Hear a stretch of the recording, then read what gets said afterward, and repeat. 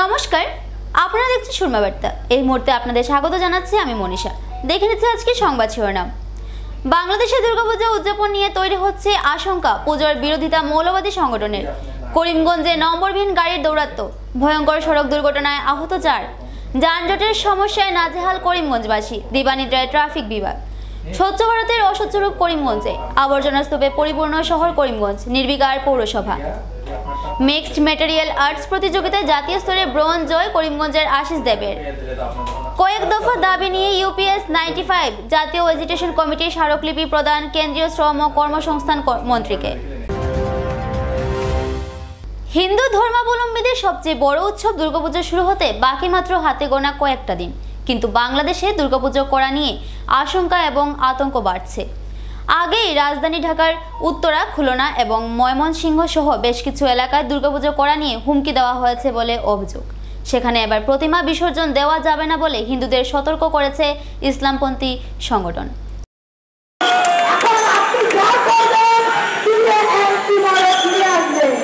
এদিকে ইনসাফ ক্যাম্পকারী ছাত্র জনতা নামে একটি সংগঠনের বিরুদ্ধে অভিযোগ উঠেছে। তারাই বিভিন্নভাবে হুমকি দিচ্ছে দুর্গোৎসবকে সামনে রেখে। এই মৌলবাদী সংগঠনের পক্ষ থেকে বলা হয়েছে প্রতিমার পূজা করা যাবে না এবং বিসর্জন দেওয়াও যাবে না বলে দাবি করেছে তারা। এই সঙ্গে দুর্গাপূজার সময়ে কোনো ছুটি দেওয়া যাবে না বলেও দাবি করেছে এই সংগঠন। এই দাবি নিয়ে ঢাকায় বিক্ষোভ দেখিয়েছে তারা। সেই সময় বিভিন্ন প্লেকার্ড নিয়ে পুজোর বিরোধিতাও করেছে তারা। জানা গেছে এমনকি ঢাকার উত্তরা এলাকায় একটি খেলার মাঠে দুর্গাপুজো করতে দেওয়া হবে বলে জানিয়ে মিছিল করা হয়েছে। দুর্গাপুজোর সময় তারা ছুটি দেওয়ার বিপক্ষে বলেও জানিয়েছে। আগস্ট মাসে বাংলাদেশের রাজনৈতিক পালাবদল ঘটেছে। শেখ হাসিনার সরকার ক্ষমতাচ্যুত হতেই বাংলাদেশের বিভিন্ন প্রান্তে হিন্দুরা নিপীড়িত হচ্ছেন বলেও অভিযোগ। তবে দুর্গাপূজা নির্বিঘ্নেই করার আশ্বাস দিয়েছে অন্তর্বর্তী সরকার। পুজোর সময় বাড়তি নিরাপত্তার ব্যবস্থা করা হবে বলেও জানানো হয়েছে। তবে নামাজ আর আজানের সময় দুর্গাপূজার বাদ্যযন্ত্র এবং মাইক বন্ধ রাখতে হিন্দুদের অনুরোধ জানিয়েছে অন্তর্বর্তী সরকার। এদিকে পুজোর সময় অন্তত 3 দিন সরকারি ছুটি দেওয়ার দাবি জানিয়েছে বাংলাদেশ জাতীয় হিন্দু মহাজোট। তবে ইনসাফ ক্যাম্পকারী ছাত্র জনতার দাবি, বাংলাদেশে হিন্দু আছে মাত্র 2%, তাই সরকারি ছুটি দেওয়া উচিত নয়। এরই সঙ্গে পুজো এবং প্রতিমা নিরঞ্জনের উপর বিধিনিষেধ চেয়ে 16 দফা দাবি পেশ করেছে তারা। কোনো মুসলমানের হিন্দু উৎসবকে সমর্থন করা উচিত নয় বলেও দাবি করেছে এই সংগঠন। তাদের দাবি, বাংলাদেশের অনেক জমি দখল করে বিভিন্ন মন্দির নির্মিত হয়েছে, সেই মন্দিরগুলিকে সরিয়ে ফেলতে হবে। ভারত যেহেতু বাংলাদেশের জাতীয় শত্রু, তাই সেখানের হিন্দু নাগরিকদেরও ভারত বিরোধী হতে রাজি হতে হবে বলে দাবি করেছে তারা। এই কারণে ভারত বিরোধী ব্যানার এবং স্লোগান মন্দিরে রাখা উচিত বলেও দাবি তাদের।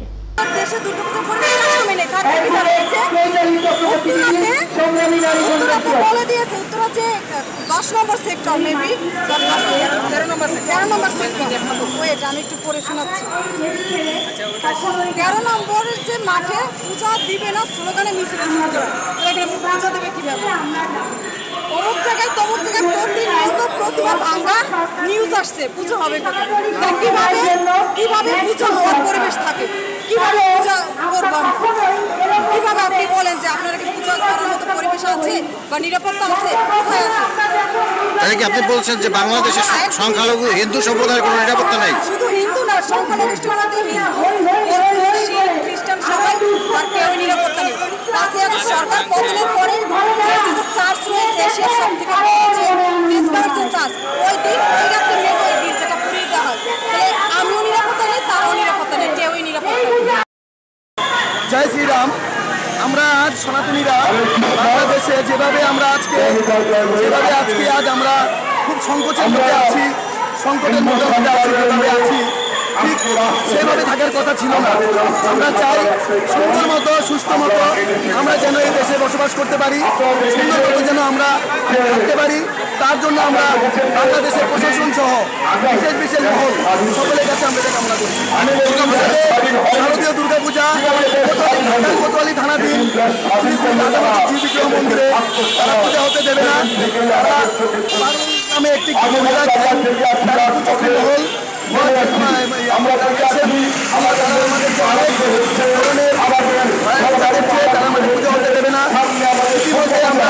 জানতে পেরেছি প্রশাসন থেকে আমাদেরকে সহযোগিতা করবে, তার জন্য আমরা সেনাবাহিনী আমাদের পাশে আমাদের দিন, আমাদের সাথে একতা করবেন না। সনাতন ধর্ম আদি ধর্ম, 5000 বছর আগের ধর্ম। আমরা ভগবানের নাম নিয়ে, খ্রিস্টের নাম নিয়ে বেশি থাকতে চাই। রাম ভক্ত হনুমানের কৃপা নিয়ে আমরা থাকতে চাই। আপনারা কৃপা করুন, আমাদের থাকার সুযোগ করে দিন। আমরা কেন এত অত্যাচারিত, কেন এত অনাচারিত? আমাদেরকে কৃপা করুন।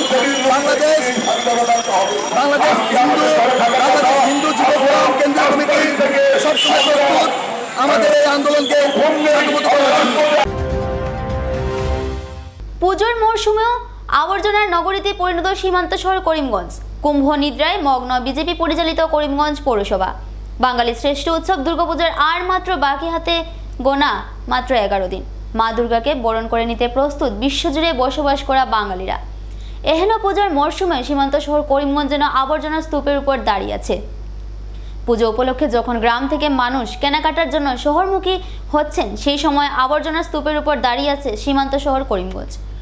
শহরের প্রধান এলাকায় আবর্জনার দুর্গন্ধে ওষ্ঠাগত পথচারীদের প্রাণ। নাকে চাপা দিয়েও মূল শহরে হাঁটতে পারছেন না সাধারণ জনগণ। করিমগঞ্জ শহরের ব্যস্ততম এলাকা স্টেশন রোডের করিমগঞ্জ কলেজের পাশেই আবর্জনার স্তূপ বিজেপি পরিচালিত পৌরসভার অকর্মণ্যতাকে ফুটিয়ে তুলেছে। বিধায়ক কমলাক্ষদী পুরকায়স্থ বিজেপি সরকারকে সমর্থন করার পর থেকে বিরোধী শূন্য হয়ে আছে করিমগঞ্জ পৌরসভা। বিরোধী শূন্য হবার পরও নাগরিকদের মৌলিক কাজগুলো করতেও ব্যর্থ হচ্ছে করিমগঞ্জ পৌরসভা। শহরের প্রধান এলাকায় আবর্জনার স্তূপ ও তা থেকে বেরিয়ে আসা দুর্গন্ধ বিজেপি পরিচালিত পৌরসভার ব্যর্থতার প্রমাণ বয়ে চলছে। পুজোর মরশুমেও শহরকে সুন্দর করে সাজিয়ে তুলতে হেলদোল নেই পৌরপতি রবীন্দ্র দেব নেতৃত্বাধীন পৌরসভার। শতাব্দী প্রাচীন এই পৌরসভাকে পুজোর মরশুমেও সাজিয়ে তুলতে ব্যর্থ হচ্ছেন বিজেপির নেতারা। কেন্দ্র, রাজ্য, পৌরসভা ত্রিপল ইঞ্জিনের সরকার থাকার পরও সাধারণ জনগণকে আবর্জনা মুক্ত রাখতে ব্যর্থ হচ্ছে করিমগঞ্জ পৌরসভা। এ নিয়ে জেলা কংগ্রেস সভাপতি বলেন, বর্তমানে করিমগঞ্জে পৌরসভা বলে কিছুই নেই। বিগত দিনে পৌরসভার কাজ দেখা পড়লে বর্তমানে পৌরসভার কাজ চোখে পড়ে না। করিমগঞ্জে সকাল 9টার পর কিছু এলাকাতেই আবর্জনা পরিষ্কারের কাজ শুরু হয়। করিমগঞ্জ শহরকে সাজিয়ে তুলতে পৌরসভার কোনো ভূমিকা নেই। করিমগঞ্জ পৌরসভাতেও পুকুর পরিষ্কারের নামেও ঘোটালা হয়েছে বলেও দাবি করেন তিনি। ঠিকাদাররা জনপ্রতিনিধি হওয়ায় শহরের এমন বেহাল দশা হয়েছে বলেও দাবি জানান তিনি। করিমগঞ্জ সুশীল সমাজ থেকে শুরু করে ছাত্র যুবদের মধ্যেও করিমগঞ্জ পৌরসভার কর্মদক্ষতা নিয়ে প্রশ্ন ওঠা শুরু হয়েছে। করিমগঞ্জের পৌরসভা নির্বাচনের মাধ্যমে একটা পৌরসভা করিমগঞ্জে রয়েছে আমরা জানি, কিন্তু এই পৌরসভা শুধু নামে রয়েছে। এখানে পৌরসভা আছে বলে 2000 আজ থেকে 10 বছর আগে বা আজ থেকে 15 বছর আগে, 10 বছর আগে মোটামুটি ভাবে বোঝা যেত যে একটা পৌরসভা আছে।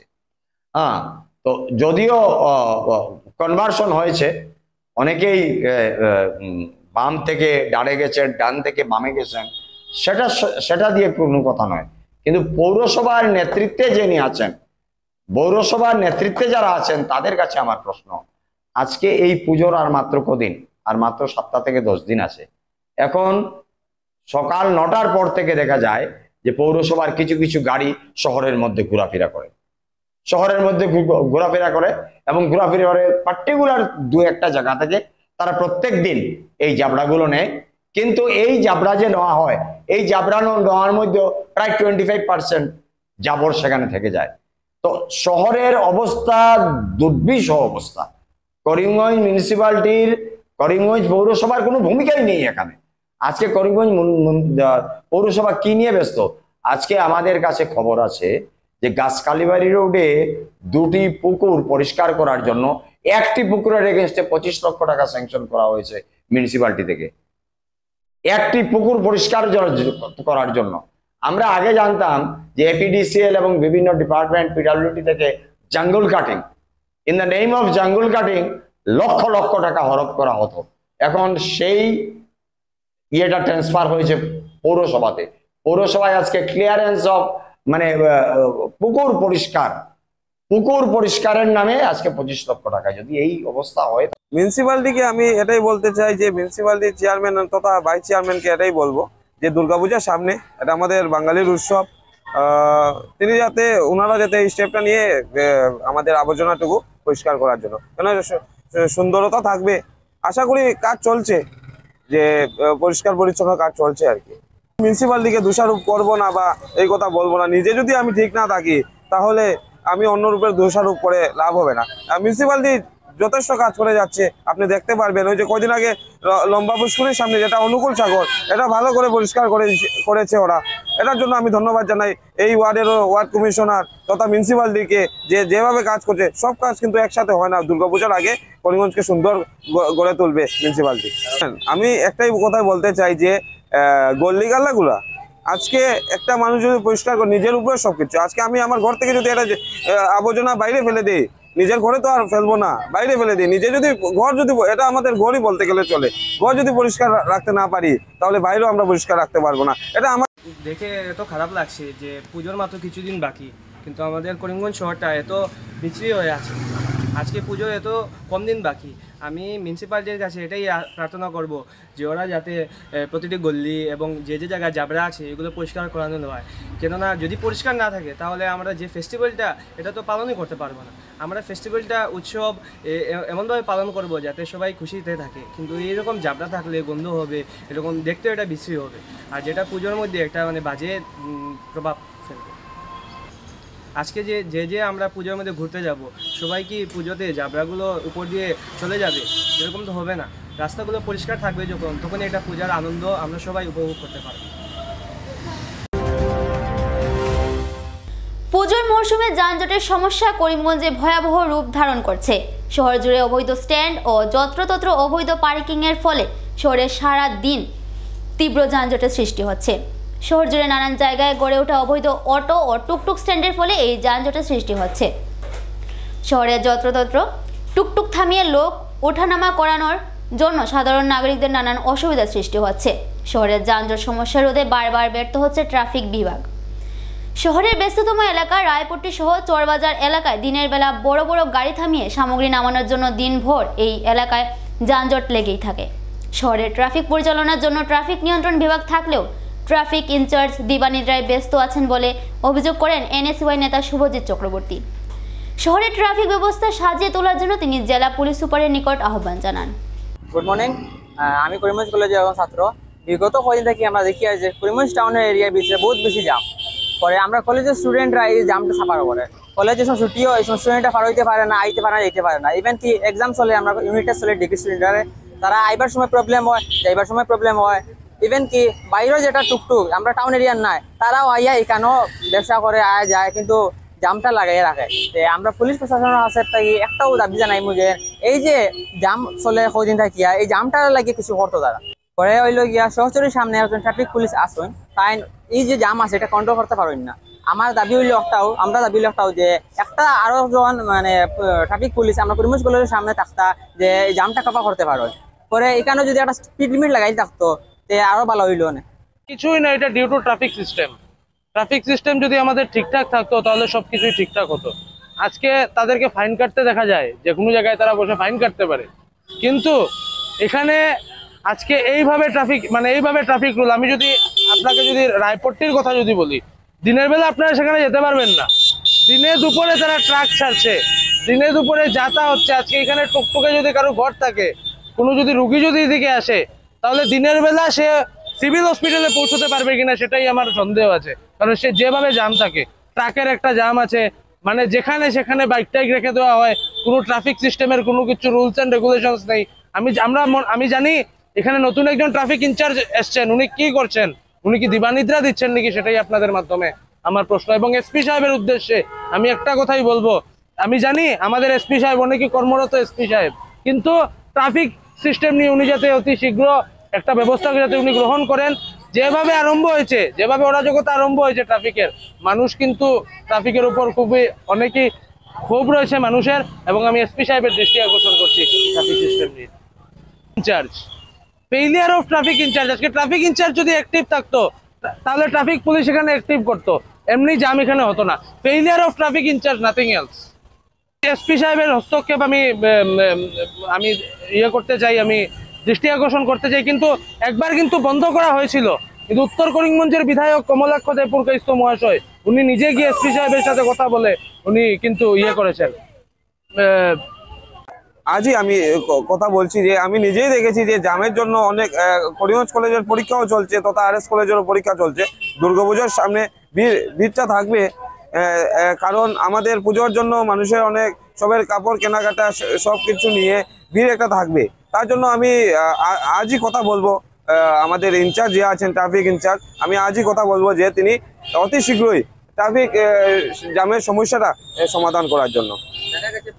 আগেই কথা বলেছিলাম টুকটুককে নিয়ে, যে টুকটুকগুলা লাইট নেই, কাগজ নেই, এগুলা দেখা যায় যে চলছে আর কি টাউনের মধ্যে দিয়ে। আমি অনুরোধ করব আইসিকে, মানে ট্রাফিক আইসিকে, যে এইগুলা টুকটুকি যারা বাইরে থেকে আসছে, যাদের কোনো লাইসেন্স নেই, যারা লাইসেন্স নেই বা কাগজ নেই, এদেরকে যাতে ইয়ে করা। আর দুর্গাপূজার জন্য তো একটা ট্রেন শিডিউল থাকবে, আশা করি কোনো জাম থাকবে না। কারু দেখুন, রুজিতে কারুর জন্য মানে কিছু করে লাভ নেই। আজকে ওর রুজি আছে, করুক, সুন্দরভাবে করুক, যাতে সুস্থভাবে সুন্দরভাবে ইয়েটা করা হোক। কিন্তু আমি মনে করি যাদের কাগজ নেই, যারা 16 বছরের নিচে যারা বাচ্চা ছেলেরা যে টুকটুকি চালাচ্ছে, তাদেরকে আমি এটাই বলবো যে এগুলা দেখার জন্য আইসিকে। করিমগঞ্জ জেলায় নম্বরবিহীন গাড়ির দৌরাত্ম্য। করিমগঞ্জ লামাজোয়ার 37 নং জাতীয় সড়কে সংঘটিত হয় ভয়ঙ্কর পথ দুর্ঘটনায় গুরুতরভাবে আহত 4। করিমগঞ্জ শহরের উপকণ্ঠে অবস্থিত লামাজোয়ার কালীবাড়ি অঞ্চলে তীব্রবেগী টাটা পাঞ্চ গাড়ি ও ই রিক্সার মধ্যে সংঘটিত হয় ভয়ঙ্কর মুখোমুখি সংঘর্ষ। উল্লেখ্য যে ই রিক্সা ও টাটা পাঞ্চ গাড়ি দুটোই ছিল নম্বরবিহীন।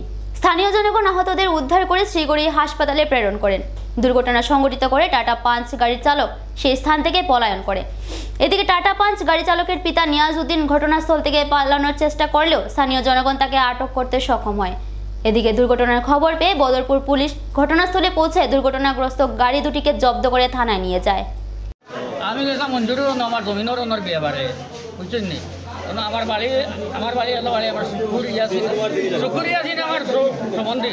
আমি জমি আছে গিয়ার আমার জমিনের বিয়ে বাড়ি মঞ্জুর ভাই মাসুদার লাগাল পাইছি না। আমি পাই ওখানে গেলে তাই বাড়ি যখন গাড়ি অ্যাক্সিডেন্ট হইতো, গাড়ি দেখলাম ইয়ার ওই আমার আটকাইছিল। আমি আর করতে জানি না। আমি গাড়িতে আসলাম আমি আসলাম না না আমার নাই। আপনার সাক্ষী আছেন? হ্যাঁ সাক্ষী আছেন।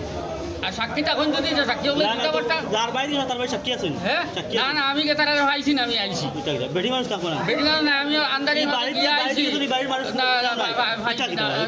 মঞ্জুর ডাকিছি, মঞ্জুর ডাকিছি, মঞ্জুর ডাকিছি,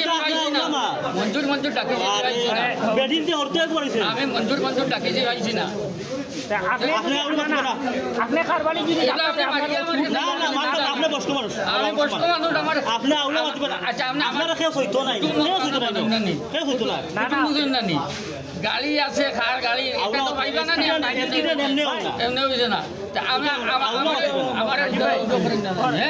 গাড়ি এই মেইন ৰোডত অহা যোৱাৰ মানে ক্ৰচিঙৰ সময়ত কিবা খেলি মেলি হৈ থাকে। ক্ৰচিঙৰ সময়ত এই সময়ত এক্সিডেণ্ট হৈ থাকে। আজিও ঠিক এনেদৰে এক্সিডেণ্টটো হৈ গৈছে। এক্সিডেণ্ট হোৱাৰ পিছত গাঁওবাসী ৰাইজে মিলি এই দুজন মানে একদম মানে মুমূৰ্ষ অৱস্থাত এই চিভিল হস্পিটেলত পঠিয়াইছে আৰু এজন একদম সিরিয়াস কন্ডিশনত আছে, তিনিজনে সিরিয়াস কন্ডিশনত আছে। পিছত মানুহ এজন ইয়াত দৌৰি পেলাই যোৱাৰ সময়ত মানে ইয়াত এটা শ্বৰুম আছে, আমি খবৰ পাইছোঁ ইয়াত শ্বৰুমৰ মানুহে এইটো আটক কৰিছে।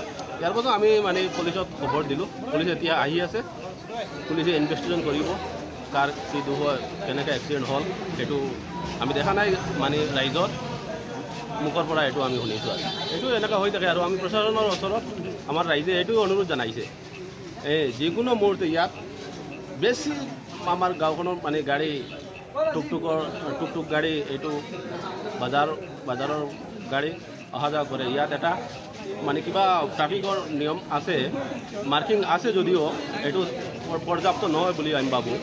মানে ভালদৰে এটা মাৰ্কিং কৰি দিলে কিমান বেগত ইয়াত চলিব লাগে এক্সিডেণ্টৰ পৰা বাচিবৰ কাৰণে, এইটো এটা মাৰ্কিং কৰি দিলে বেছি ভাল হয়।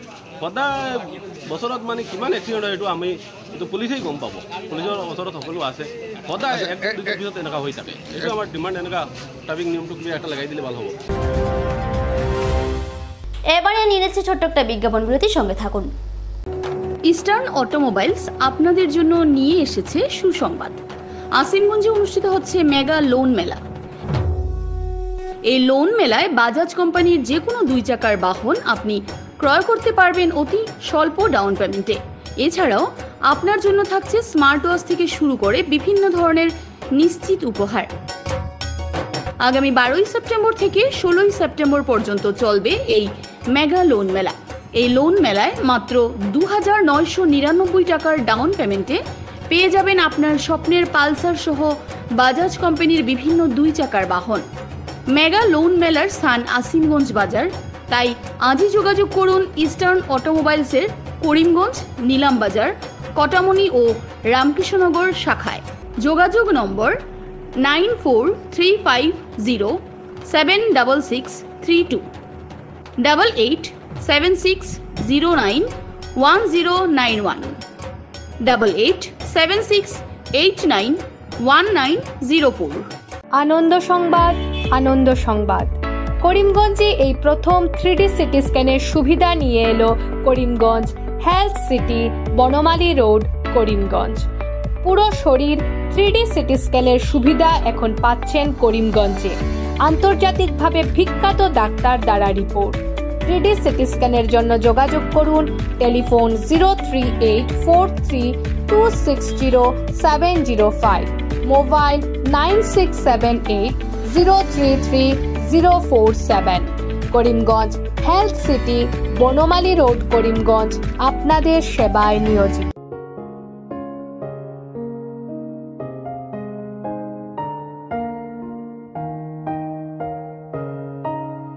চিকিৎসা সেবায় নতুনত্ব নিয়ে হাজির নিউ লাইফলাইন হাসপাতাল।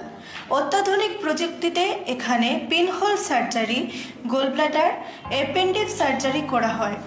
শিলচর মেডিকেল কলেজের সার্জারি বিভাগের অতিরিক্ত প্রফেসর ডক্টর RC শ্যাম সার্জারিগুলি করবেন। তাছাড়া তিনি প্রতি শনিবার বিকেল 3টে থেকে OPD-তে রোগী দেখবেন। রয়েছেন শিশুরোগ বিশেষজ্ঞ doctor Gulzar হোসেনও।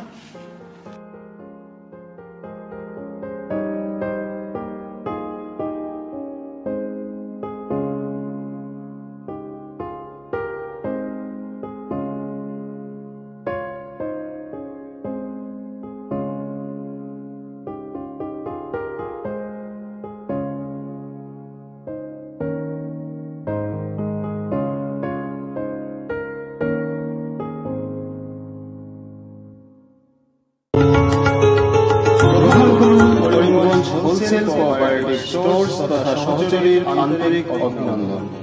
Karimganj wholesale cooperative স্টোর্সের নিয়ন্ত্রণাধীন স্টেশন রোডস্থ বিভাগীয় বিপণী সহযোগী নতুন উদ্যোগে সমৃদ্ধ হয়ে জনগণের সেবায় এগিয়ে এসেছে।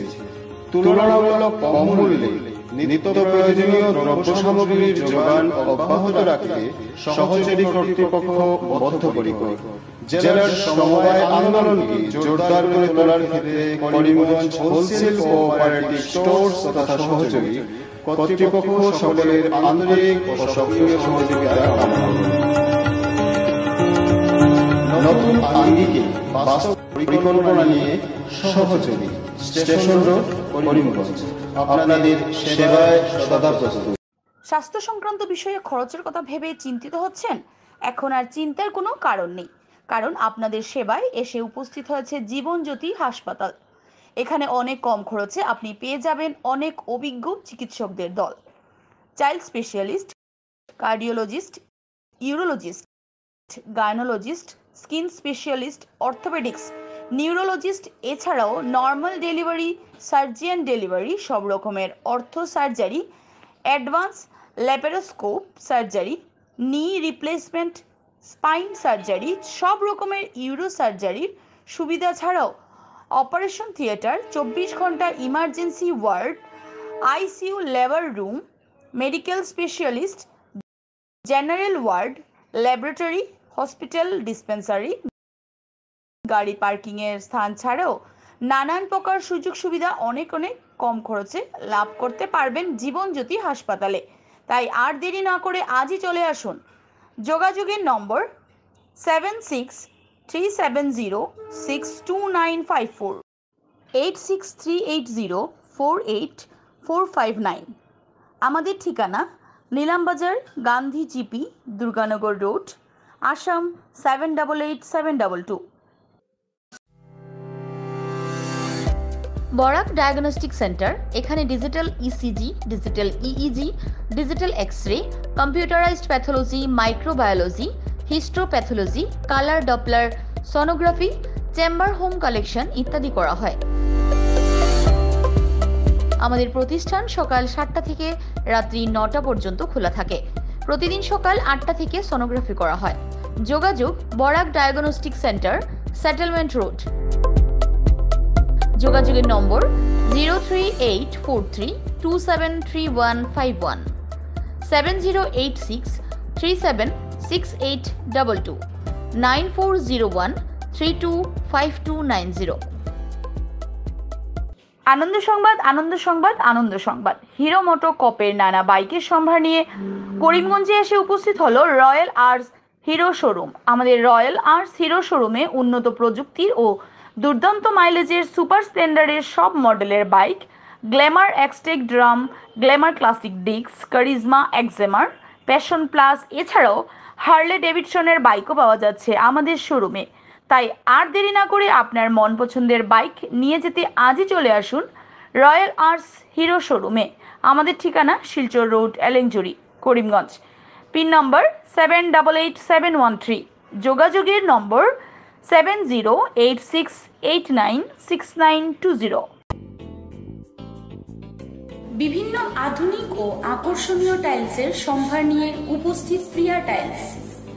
আপনার ঘরকে অতি সুন্দরভাবে সাজিয়ে তুলতে আজই আমাদের দোকানে চলে আসুন এবং নিয়ে যান অত্যাধুনিক টাইলস।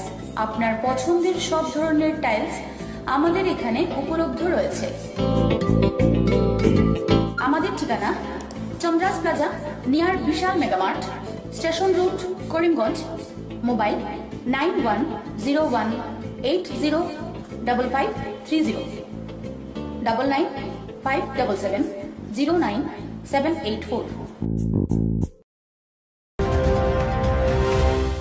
মিক্সড মেটেরিয়াল আর্টসে বরাকের নাম উজ্জ্বল করল করিমগঞ্জের আশিস দেব। মুম্বাই শহরে আয়োজিত মুম্বাই এক্সপোতে অনুষ্ঠিত একটি ফিট ওপেন MMA চ্যাম্পিয়নশিপে অংশগ্রহণ করে ব্রোঞ্জ মেডেল লাভ করেন করিমগঞ্জের আশিস।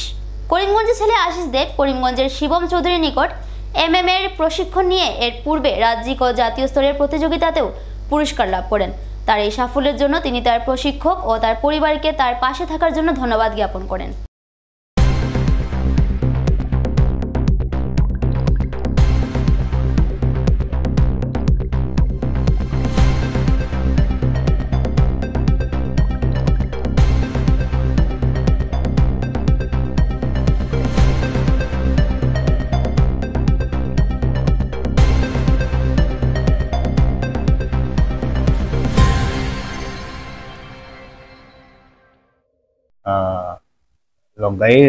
লঙ্গাই একজন স্যার থাকে, তো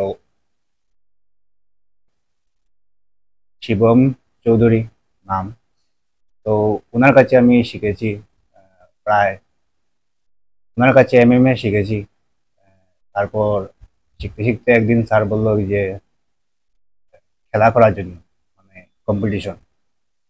তো গুয়াহাটি ছিল স্টেট লেভেল, গত মাসের প্রায় মার্চ মাসে ছিল, গত মাসে 2024। তো এখানে গিয়ে খেললাম। খেলার পর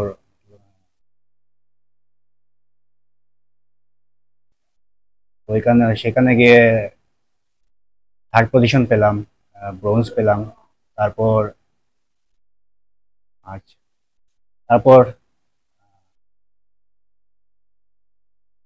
তারপর গুয়াহাটি থেকে মেইন যে স্টেটের যে আন্ডার ছিল, যে স্যার ছিলেন, তো উনি আমাকে যে বললেন যে আশিস, তুমি সিলেকশন পেয়েছো ন্যাশনালের জন্য, যেটা ছত্তিশগড়ে হবে, তো তুমি কি পারবে খেলতে? তো ওটা আমি বললাম, স্যারের সঙ্গে ডিসকাস করে বললাম যে কি করবো। তাহলে যাও খেলো। তো ওই খেলাটা হয়েছিল 12 মে থেকে। 12 মে থেকে হয়েছে, 4-5 দিন খেলাটা হয়েছে। ওইখানে আমি গিয়ে সিলভার মেডেল পেয়ে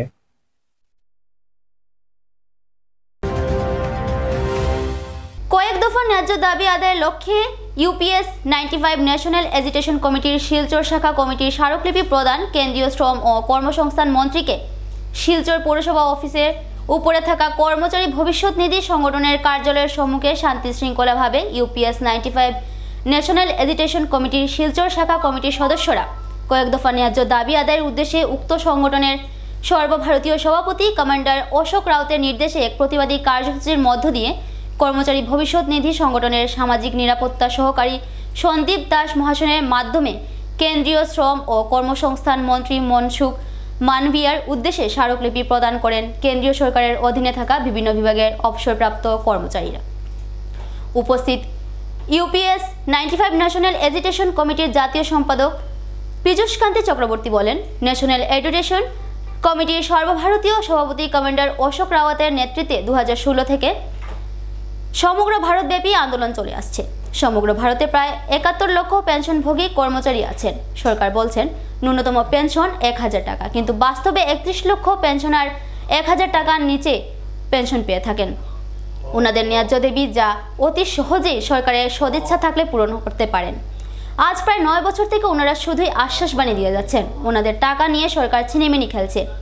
ওনাদের দাবি শীঘ্রই মেনে নেওয়া হোক, না হলে এই বৃদ্ধ ইউপিএস পেনশনাররা রাস্তায় নামতে বাধ্য হবে এবং বৃহত্তর আন্দোলনের পথে অগ্রসর হবেন বলে হুঁশিয়ারি দেন। এদিন অন্যান্যদের মধ্যে বক্তব্য রাখেন উক্ত কমিটির শিলচর শাখার উপসভাপতি বিমল চন্দ্র মজুমদার, শিবানন্দ দত্ত প্রমুখেরা। মিনিমাম পেনশনের ডিমান্ড নিয়ে আজকে সর্বভারতীয় স্তরে একটা এজিটেশন হচ্ছে ইপিএফওর অফিসের সামনে, ভারতবর্ষের প্রত্যেকটা অফিসের সামনে আজকে আমরা আন্দোলন করছি। তো তার পার্ট হিসাবে আমরা শিলচরও এটা পালন করছি। তো আপনারা আমাদের ডাকে সবাই এসছেন, খুব ভালো লেগেছে এবং আপনারা এসছেন তার জন্য অনেক ধন্যবাদ। আমি পীযূষ রঞ্জন চক্রবর্তীকে বলছি বাকি বৃত্তান্ত বিষয়গুলো উনি তুলে ধরবেন আপনাদের সামনে। আমরা ইউপিএফ এর ব্যাপারে আপনারা সবাই অবগত আছেন যে কী হচ্ছে না হচ্ছে, তবে আমরা যে আমাদের অর্গানাইজেশন এতদিন ধরে মানে আছে বুঝতে পারেন দেখ সবাই যে কীভাবে আপনাদের আমাকে একজন বলেছিল যে ইপিএফ এর যে পয়সা আমরা কি পাবো, আমরা বলছি কেন পাবেন না, আমাকে আমাদের সরকারে দেবে নাকি এটা, কেন দেবে না? আপনাদের কত পয়সা আছে আপনারা জানেন নাকি? আপনাদের অনেক পয়সা, এই পয়সা ইন্টারেস্টে আমাদের জেনারেল অশোকরাজি বলেছেন যে আমাদের যে পেনশনটা ইন্টারেস্টে পেনশন হয়ে যাবে। হ্যাঁ, তো অনেকে জানে না যে আমাদের টাকা কত টাকা আছে না আছে, যে আমাদের যে সরকারে আমাদেরকে দিতে হবে এটা কোনো কথা নাই। সরকারে আমাদের পয়সাটা জাস্ট রিলিজ করবে, এটাই কথা। তিনি রিলিজ করছেন না কেন? ওই পয়সাটা নিয়ে অন্য ব্যবসা করছেন নিশ্চয়ই, আর না হলে আমাদেরকে কেন রিলিজ করছে না? এইভাবে আমাদের অশোকরাজি এইভাবে মানে আন্দোলন করছে। আপনারা দেখছেন অনেক বৃদ্ধ লোক এবং মহিলারা মেয়েদে বসে আছে রোদের মধ্যে, এত রোদের মধ্যে বসে আছে। আমি দেখিয়েছি অনেককে যে দেখেন আপনারা তো যান না এখানে, কিন্তু অনেক বৃদ্ধ লোক এবং ছেলে মহিলারা আছে, বয়স্ক পুরুষ লোক শীতের মধ্যে বসে আছে, কিন্তু আমাদের এখানে কেউ আসতে চায় না, কারণ তারা পয়সার দোকান নেই, দোকানটাই দেখি। সুরমা বার্তা এ পর্যন্তই। আগামীকাল আবার দেখা হবে একই সময় একই চ্যানেলে। নমস্কার।